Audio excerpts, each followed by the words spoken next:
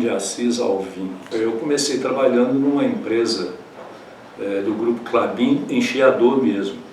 Ela é uma empresa que explorava o minério de caulin.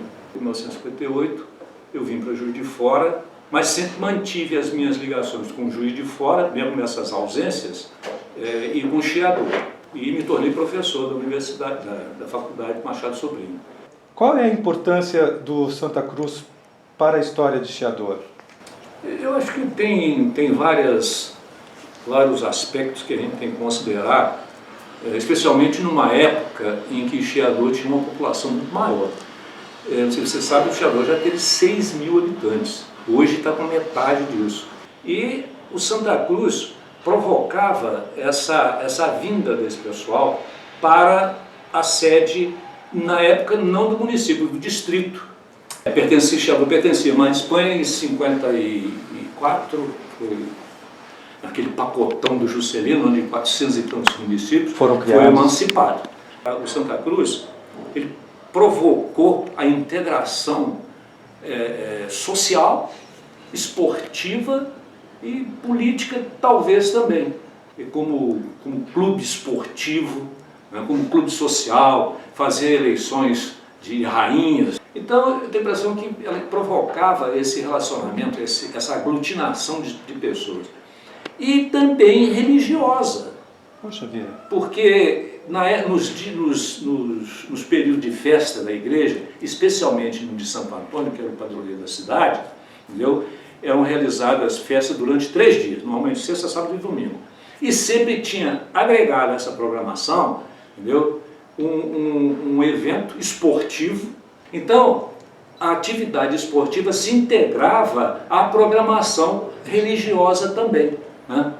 E aí tinha os bailes, as festividades, tinha o Salão Azul. Ele não tinha uma sede permanente, não. Ele funcionava em vários lugares. Ele funcionou onde é aí em cima do Bar do Jorge, ali, naquela esquina. Ali era o Salão Azul. Ali eram os bailes. Na Padaria Nova, mas ela era velha. E era ali, o clube funcionava na parte de cima, do antigo Bar do Jorge.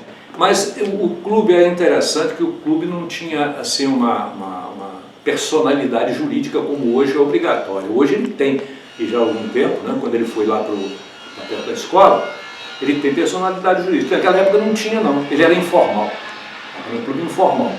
Mas funcionava tão bem quanto o hoje, porque tinha os colaboradores, tinha os sócios, né? Tinha essas contribuições da comunidade. O clube já fazia essa arrecadação, fazia leilões, tinha muita atividade de natureza financeira, para captar recursos, para comprar camisa, para comprar bola, né?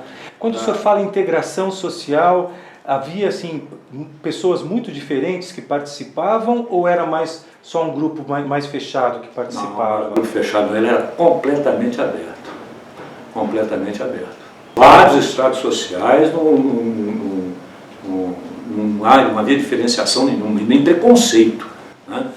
Preconceito havia bem antes do clube, não era por causa do clube, ele já era uma outra história e o preconceito que tinha em Chiador. Até o próprio cemitério, eram 2 cemitérios, tinha um cemitério da igreja e tinha outro cemitério em cima ali do Zezinho Curimori, que era o cemitério dos pobres e dos negros. As pessoas não tinham nenhuma restrição de qualquer natureza, nem social.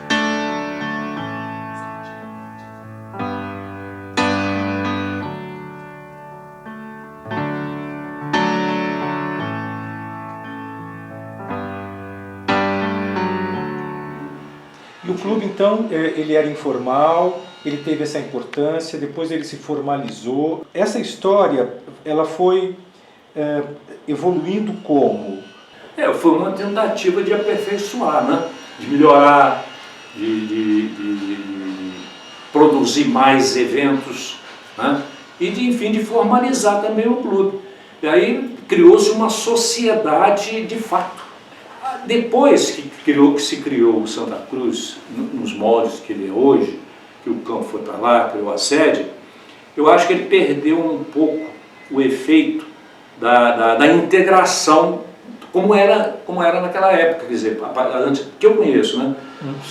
56, por aí, que eu registro aqui nesse livro.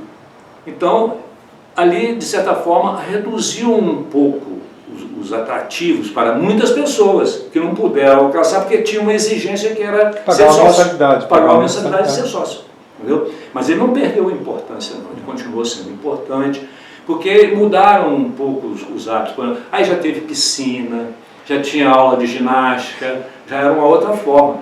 Jogava futebol, ia nas fazendas, isso é uma outra característica que tinha em razão da população nas fazendas. Você tinha Fazenda da Itabira, Fazenda dos Anjos, o Marcão, Boa Vista, o Passamal, a Fazenda do Chiador. Minerva e Saudade pertenciam a Marca Espanha, né? Pertence até hoje, Saudade é distrito de Marca Espanha. Normalmente no domingo, a gente ia, às vezes nessas fazendas a gente ia a pé. Não tinha, para Itabira e para os Anjos, aquela subida ali nem tinha estrada. Obrigatoriamente a gente tinha que ir a pé. Né?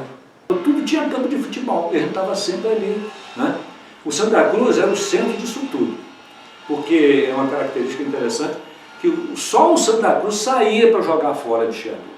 Esses outros, e Penhalonga, algumas vezes, né? O time de Penhalonga que não é o que é hoje também. Entendeu? Criaram um time de futebol lá no Caulim, um campo, ali onde tem aquele terreno que estão fazendo a fábrica de boquete em frente ao posto, ali era um campo de futebol, do Caulim. Aquilo ali, o pretexto foi o fato de ter uma atividade econômica, criar um time com o nome de Caulim. Mas do Caulim tinham poucas pessoas. Então foi uma espécie de uma dissensão que ocorreu. Dentro de Santa Cruz. Aí criaram o time, mas foi efêmero, durou pouquíssimo. O campo de Santa Cruz antigo é ali já onde era... tem o jardim. Ah, tá. Que foi demolido. Eles cavucaram aquilo ali e construíram a rodoviária, o quiosque e tal, fizeram o jardim. Porque até então permaneciam os dois. Tinha o Santa Cruz ali, que era um hábito de décadas, né? Um hábito de décadas. As crianças saíam de casa, já iam para ali, já todo mundo tinha bola e faziam um campinho do lado de cá, faziam linha contra a defesa do outro lado. Chegou o prefeito e demoliu aquilo tudo de uma noite para um dia. Aquilo ali dava um outro norteamento para as crianças. Entendeu? As crianças criavam hábitos diferentes. Hoje a criança vê, tem um parquinho. Não, tem um parquinho. Mas um parquinho é um negócio assim muito monótono. Né? Uma praça para praticar o esporte é diferente, é completamente diferente. Porque o campo de futebol não precisava ser um imenso campo de futebol. Ele podia ter sido mantido, né? Instalaram lá dentro uma quadra que não tem finalidade praticamente nenhuma. Senhor Adilson, e o senhor jogou em que época? Vamos falar um pouco da sua história no clube, no time do Santa Cruz. Eu sempre... Foi goleiro, não é isso? Alguém me contou, eu não lembro nem quem. Goleiro medíocre.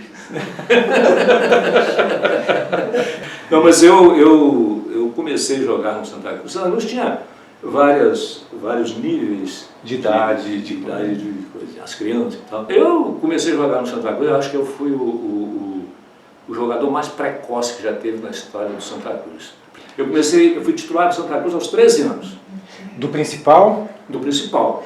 Mas então eu comecei a jogar no Santa Cruz aos 13 anos. O primeiro jogo que eu fiz pelo Santa Cruz foi contra o Diamante de Mar Espanha. Eu participei de campeonato em Mar Espanha, por um time de Mar Espanha, contra o Santa Cruz. Eu já estava aqui em Juiz de Fora, isso foi tempos mais tarde. E depois um outro em Sapucaia também, contra o Santa Cruz.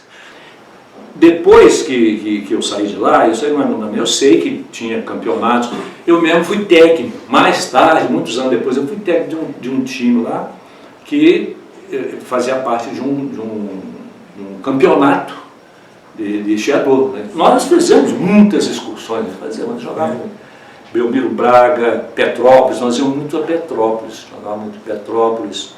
Até uma determinada época a gente ia de caminhão. Até na BR, a gente andava na BR, jogar futebol em Petrópolis de caminhão. Era a condução que tinha da estação para a cidade, né? Na época o distrito.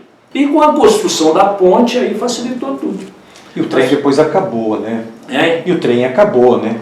Depois o trem acabou. Depois o trem acabou. Foi uma tragédia também, uma idiotice naquela época, né? De ter distinguir esses ramais sob pretexto que eles ramais deficitários, e ele funciona até hoje. Como trem de carga. Trem de carga. Um trem de carga. Uma excursão que nós fizemos ao Rio de Janeiro, Itã, Carlinhos, Landinho, começou Orlando, lá de Fala, o Chico Furtado, meu cunhado, o Valdir da Venda, o Ninico, o Antônio Jorginho e o Lalado, que é o pai do Zé Luiz, desse meu cunhado. Hoje, como o senhor vê a perspectiva do Santa Cruz na atualidade? O clube lá onde ele está hoje, ele teve um retrocesso, né?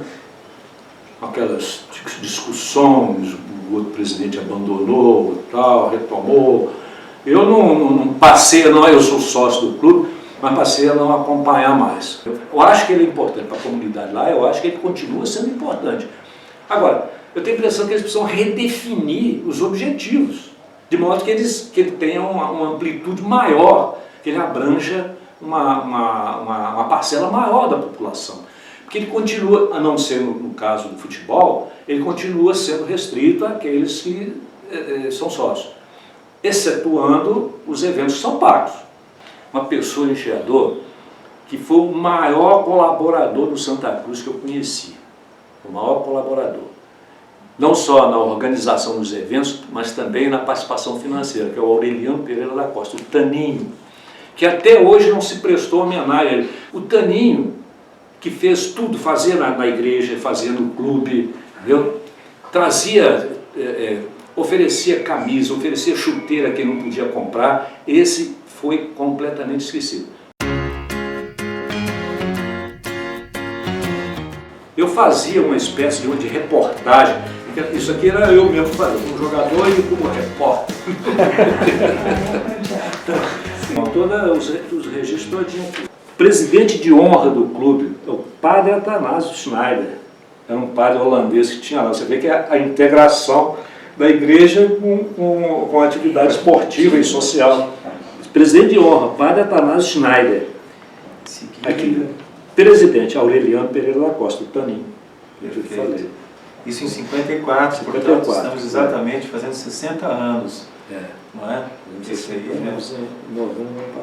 Reuniram-se extraordinariamente os senhores diretores associados do clube para a eleição da diretoria no mandato que terá início nesta data até igual dia e mês do próximo ano de 55. A presença era maciça. Os viagens. 60, aí esse aqui é vivo ainda.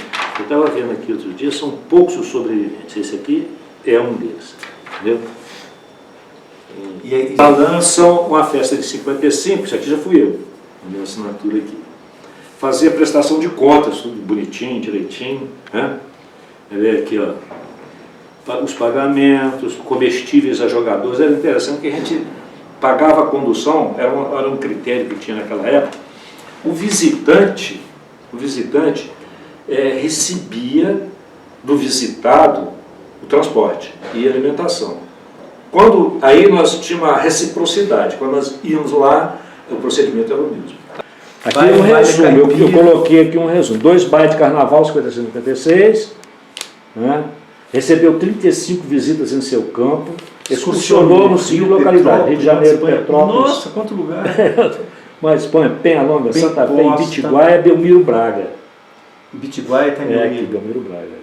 Minerva, Paraíba, Serraria, Pedro do Rio, nossa senhora, 2 jogos de veteranos. Tinha os veteranos também.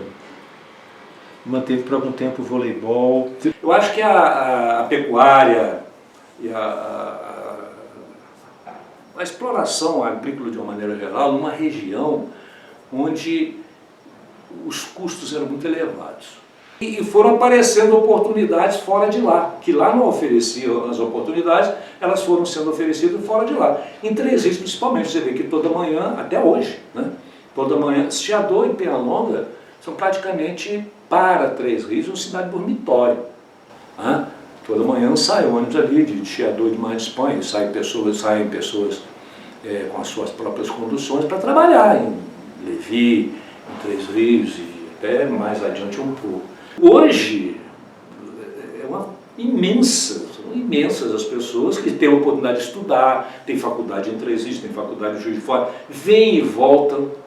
Chiador tinha uma dificuldade grande de turismo. Primeiro, que Chiador é um apêndice. Você olha por cima assim, você vê que Chiador, você tem que ir para ir em algum lugar. Hoje, talvez, você tenha a possibilidade para ir para mais de Espanha.